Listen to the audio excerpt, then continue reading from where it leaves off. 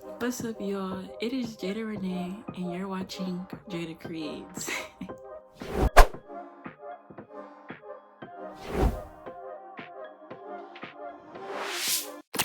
So, I've only been 21 for not that long. Like, I just turned 21 on July 2nd, and today's date is the 29th. So, it's been 27 days. But I just thought of a perfect video to do, and it is things that I wish I knew before turning 21 and lessons that I'm learning while being 21. And these are just things that I wish I could have learned before I even hit this age or have even started or have done, because it would have saved me so much time, tears, heartbreak, financial things, whatever the case may be. So I'm just going to share with y'all everything that I wish that I knew before I had turned 21. You know, you can do with this information as you will. Yo, I journal a lot. Like, journal. This is actually my third journal. And eventually I'm gonna need a new one. But I journal a lot, and I was journaling today, and it helped me to come up with the idea to like just do. As I was writing down things, I'm just like, you know what? These are just things that maybe I could inform others around me about before they turn 21, and so they don't have to make the same mistakes as me. So I'm gonna read off my notebook, y'all, so that this can be a little bit more organized, because I love to ramble and yap and talk. So y'all ready? Okay, the first one is you don't have to have it all together. A lot of times people think the older that you get that you have to have it all together, and when you look sometimes at the person to your left or to your right, comparison is the thief of joy. So a lot of times, because one person has this thing that we're trying so hard to get to, or another person has something that we're looking forward to, then we forget all the good accomplishments that we're making, and understanding that we might not still have it all together. We're human, and it's okay to make mistakes. But are you learning from those mistakes? Are you getting back up? Or are you letting those losses stay losses? Or are you turning them into lessons? Okay. The second one is continue to journal. For me, journaling is essential. I picked up journaling maybe 2 years ago. I used to do it kind of off and on when I was younger. Not gonna tell you why, but I feel like I never saw the actual benefit of journaling until recently. And I feel like with journaling, it helps you to find patterns that you're continuously writing about. It helps you to even maybe address things that you might need help with, or even see the accomplishments that you were once facing. But as you're looking back, you're like, wait, I'm no longer struggling with this one thing. Like, I used to journal about this so much, and now I'm no longer journaling about this. So did I get over it? Like, it's little things like that. Like, it's just little rewards that can come from journaling with personal growth, self-development, so much. So I say journal. The next one is don't allow people's opinions or even emotions to affect your mood, because if you do, I feel like it just gives them power over the way that you perceive your day. So what I mean by that is I allow a lot of people to vent to me. I allow a lot of people to just talk to me because I love to be the ear to listen. But I don't allow people's moods to affect me. I don't allow what people are dealing with to hinder me, because then it begins to affect how I see the day or perceive the day. I could have an amazing day, and then I hear someone else's story, and then now I'm having a bad day. No, take whatever they got going on. Don't internalize it too much. Like, pray for them, do what you gotta do, speak life, encourage them, but don't take on someone else's emotions, because it can really just change your perspective about life. It could put you into seasons of just not even knowing why you're feeling a sense of anxiety or even depression or even just so many different things. And then you kind of look back, it's because you took on someone else's emotions.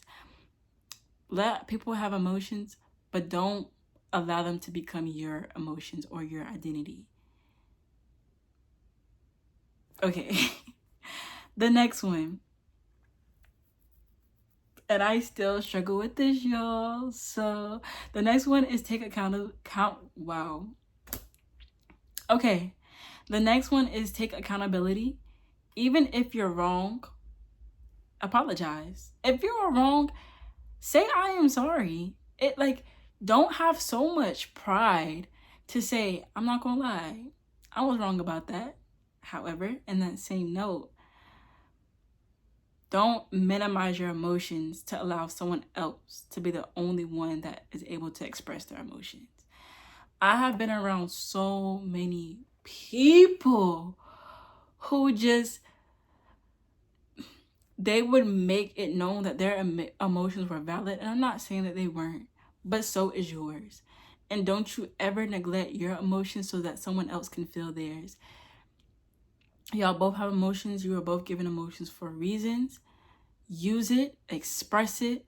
Don't feel like you are always wrong about something, but also know that you're not always right about something.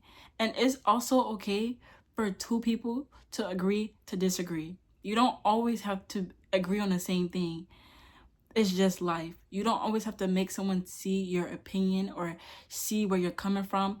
If they don't understand, they don't understand. Sometimes with people's lives or just the things that they deal with or the things that they've gone through, maturity levels are on in different places.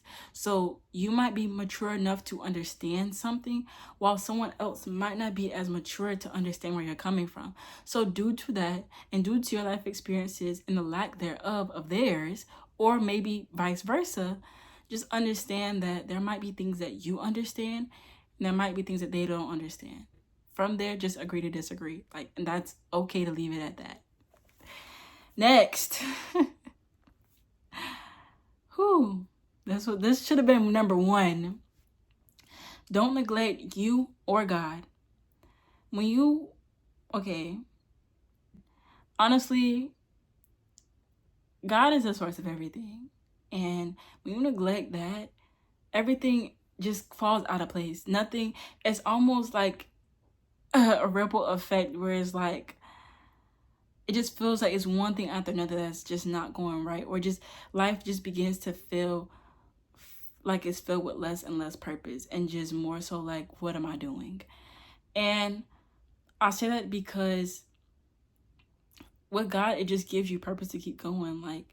And with you don't want to neglect yourself because you all you got. At the end of the day, you are all you got. When you go to sleep, when you wake up, it is God that allowed you to wake up, but it's you that have to live through the day. So don't neglect yourself. I don't care what people have put in your mind. I don't care what you might be going through. Don't neglect yourself. You still have worth. You still have value. Get up, fight again. Keep going. I know it might be hard. Every day is not going to be filled with sunshine and rainbow. In fact, no one ever said that it was going to be filled with that. So understand that when those hard days come, you need to depend on God even more. You need to depend on God always, but you need to cling to him extra hard on those days. Don't neglect either one of those. Your purpose is attached to God, but if you don't even have no connection to God, how do you know if you're even fulfilling your purpose or walking in it or doing the things that you need to do? I would hate to live each day in vain. Time is so short. It's here, then it's gone the next. I would hate to be doing things that God never called me to. I can only know that if I'm attached to the right source, if I'm tapped in, which leads me to my next one. Prayer is essential. It is something that is not optional. Prayer is a conversation and a talk with God. It is communication. Prayer doesn't always have to be you talking, though. Sometimes prayer is you listening and allowing God to speak. A lot of times we have God put on do not disturb because something didn't go our way. I have another video coming out with that about something that didn't go my way and how I'm trying to trust God with that. But anyways, a lot of times we have God put on do not disturb because something went wrong and then we turn that on because God, I just can't right now.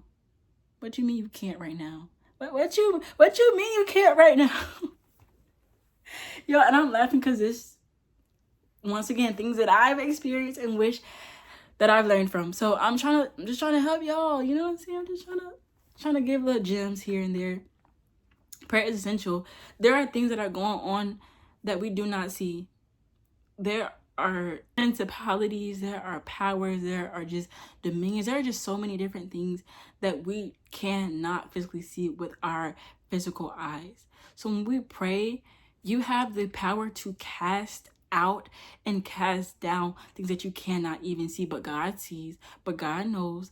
He has prepared your day. He has prepared your night. He has prepared your steps. He has prepared your present, past, and future. All that has been prepared. So why not confide in the one that has done all that, so that you know that even on these bad days and when things aren't going your way, you're still going in the right direction. Like, just because it's redirection does not mean that you're not still going down on the right path. So prayer just continues to allow you to be aligned. It creates alignment. It creates relationship. Above everything else, it creates relationship. It creates a sense where you can begin to hear God's voice and hear what he has to say for you in your life. It creates a sense of being able to learn what discernment is, and just so much. Like, you need prayer. Like, if you don't got nothing else, you need prayer. I can't stress that enough, y'all. You need prayer. You gotta pray for people around you. Prayer is not always about yourself either. See, sometimes we be selfish with our prayers. God, can you bless me with the house, with the car, with the money? No. Sometimes you gotta pray for the person to your left and to the right. Because if you're praying for your neighbor, that means God's in the neighborhood. So eventually he's gonna bless you next. But sometimes God wanna see, is you selfless or are you selfish? You know, like, just trust me, y'all. I have been blessed. But it's also because I wasn't selfish with all my prayers. Sometimes my prayers didn't even start or end with me. Sometimes my prayers were literally just about other people. God bless them. God, they are homeless. When I'm going on the side of going down the road and I see people needing money, several go have I none, but I got a prayer for you. Like it, and sometimes that prayer can get you a lot further than the money ever can.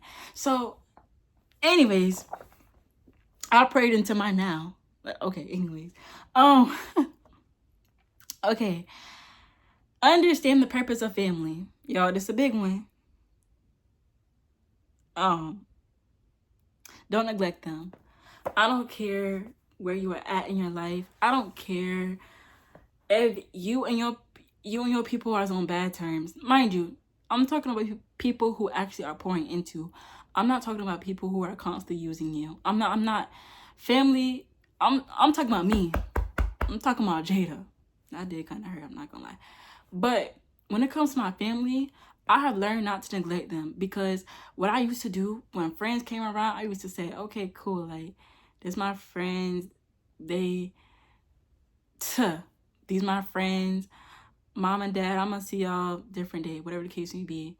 But I'm neglecting the ones that raised me, the ones that poured into me, the ones that helped me to become who I am now. And then as soon as I became something, I threw it all away and went to some friends who are going to be here today and gone tomorrow. Or when seasons change, then the friend group changes. Like, family doesn't change, friends do. So why am I neglecting relationship, building bonds, relationships, people that have known me since I've been born? And even if they don't know you, get to know them. Let them get to know you. Don't just run away from your family when things go bad. Or you say, oh, they don't know me no more, I need to. No. If they're in a place to want to learn who you are, and they're in a place to actually trying to understand you, have those sit-down conversations with them. Let them know the things that are bothering you, hurting you. A lot of times in Black households, we just let things right under the rug, and then it's generational hurt and pain. Talk about it.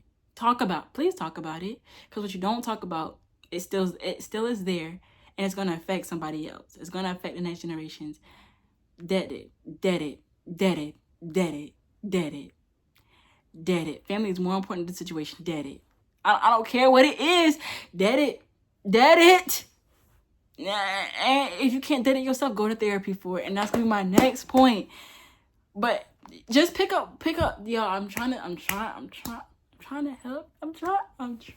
I wish people told me this, y'all, because I've had so many friends that have just left me high and dry because I was in seasons of losses and they couldn't take them with me. but my family could. They was there when I was winning. They was there when I was taking nothing but L's, and they was still standing behind me. And I could not say that about my friends. The ones that when they gave me a piece of what my family was giving me consistently, I went to my friends. But those friends that I went to are not there. But my family is. They are still there. Even on the days when I put them to the side, they are still there, and they will always be there. When my friends didn't know what to say to me, my family went and prayed for me. I'm just trying to tell you. Okay, next one. Never replace patterns for potential. Okay, what do I mean by this?